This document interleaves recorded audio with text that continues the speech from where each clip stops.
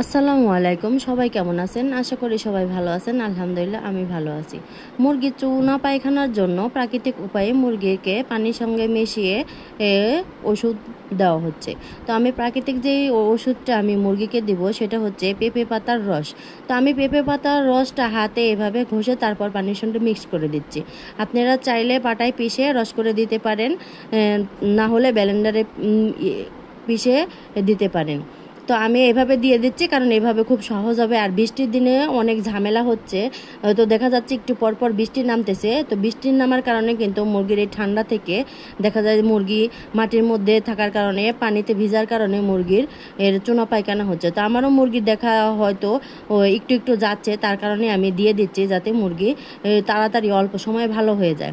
যেহেতু একদম আক্রমণ করে নাই, এখনও হালকা হালকা দেখা যাচ্ছে, তো তার আগে আমি ওষুধটা দিয়ে দিচ্ছি। এর আগেও আমি এই পেঁপে পাতার রস করে দেওয়ার ফলে আমার কিন্তু মুরগি কখনো চুনা পায়খানা হয় না, হয়তো দেখা যায় একটু একটু হলে আবার ভালো হয়ে যায়। তো আমি কিন্তু সব মুরগিকেই দিয়ে দিচ্ছি, যেহেতু এক মুরগিকে দিলে হবে না, প্রত্যেকটা মুরগিকেই দিতে হবে। কারণ এই ঠান্ডার সময় কিন্তু, এই বৃষ্টির সময় কিন্তু এরকম হয়ে থাকে। এই ঠান্ডা আবার গরম এরকম কারণেই কিন্তু এরকম হয়। তো তার কারণে আপনারাও কিন্তু চাইলে প্রাকৃতিক উপায়ে এভাবে পেঁপের পাতার রস করে পানির সঙ্গে মিশিয়ে দিতে পারেন। তো আমি কিন্তু 3-4 বোতল এইভাবে একদম মিক্স করে রেডি করে নিয়েছি, এখন শুধু সবাইকে দিয়ে দেওয়া। কারণ এইভাবে যদি না দেই তো দেখা যাবে যে আবার ওদের চুনা পায়খানা হলে হয়তো বা মুরগি অসুস্থ হয়ে আবার সব ঝিম ধরা শুরু করবে, দেখা যায় মুরগি বাঁচানো কঠিন হয়ে যাবে। তো আলহামদুলিল্লাহ এই পর্যন্ত আমার যে কটা মুরগি আছে সবগুলোই সুস্থ আছে। তো এখানে যে কোয়েল পাখি আছে, কোয়েল পাখিকেও দিয়ে দিলাম কারণ ওদেরকেও হয়ে যায়। আর কোয়েল পাখি আমি কমাই নিচ্ছি, একদমই কমাই নিব, আর কোয়েল পাখি পালবো না একদমই। আর 2 দিনের মধ্যে কোয়েল পাখি নাই করে দেব, উপরে খাঁচার মধ্যে মুরগির বাচ্চাগুলো তুলবো। তো এখানে যে মুরগির বাচ্চাগুলো আছে এখানে অনেক বেশি হয়ে গেছে, চাপাচাপি হয়ে গেছে। তো আমি চাচ্ছি এদেরকে হয়তো উপরে তুলে নেব, না অর্ধেক অর্ধেক করে নেব।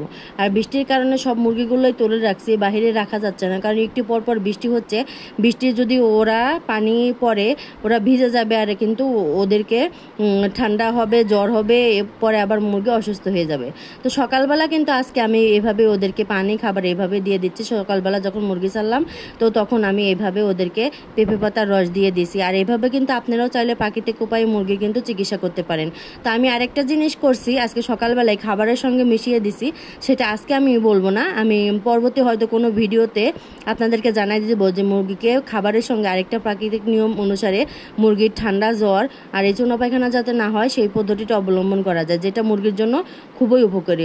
তো আপনারাও চাইলে কিন্তু এভাবে মুরগির চিকিৎসা করতে পারেন। আর সব সময় যদি প্রাকৃতিক উপায়ে এভাবে মুরগির চিকিৎসা করা হয় তাহলে কিন্তু মুরগি অনেকটাই সুস্থ থাকবে, কোনো ওষুধ লাগবে না, মেডিসিন ছাড়াই কিন্তু সুস্থ হয়ে যাবে। তো আমার এই মুরগিটা এখানে ডিম পাড়তেছিল, তো ডিম পাড়তে গিয়ে ও একদম ডিম পাড়ার পাত্রটি উল্টায় নিয়ে তারপর এভাবে বসে আছে। তো তারপর আবার ওইকে ওইভাবে বসে দেওয়া হলো, যেহেতু ডিম পাড়া শুরু হয়ে গেছে। আমার মুরগি এখন 3টা বর্তমানে ডিম দিচ্ছে। তো আমি চাচ্ছি যে এই মুরগিগুলো, আমার এই টাইগার মুরগিগুলা যখন আবার ডিম দিবে তখন আমার এই দেশি মুরগি যখন ডিম দিবে, দেশি মুরগি দিয়েই আমি বাচ্চা ফুটাবো। তার কারণে এখন বর্তমানে কিন্তু আমার ধরতে গেলে এই দেশি মুরগি আমার বর্তমানে আছে মাত্র 14টার মতো।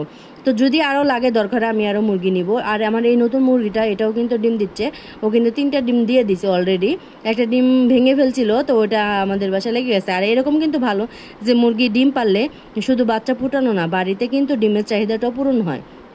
ডিম কিনতে গেলে কিন্তু টাকা লাগে, যেহেতু দেশি ডিমের চাহিদা কিন্তু সবসময় বেশি থাকে। তো দেশি ডিম কিন্তু ওরা যখন বেশি বেশি ডিম দিবে তখন কিন্তু আমরা বাচ্চার চাহিদাও পূরণ করতে পারবো, আর বাসার চাহিদা, ডিমের চাহিদা পূরণ হয়ে যাবে। আল্লাহ হাফেজ।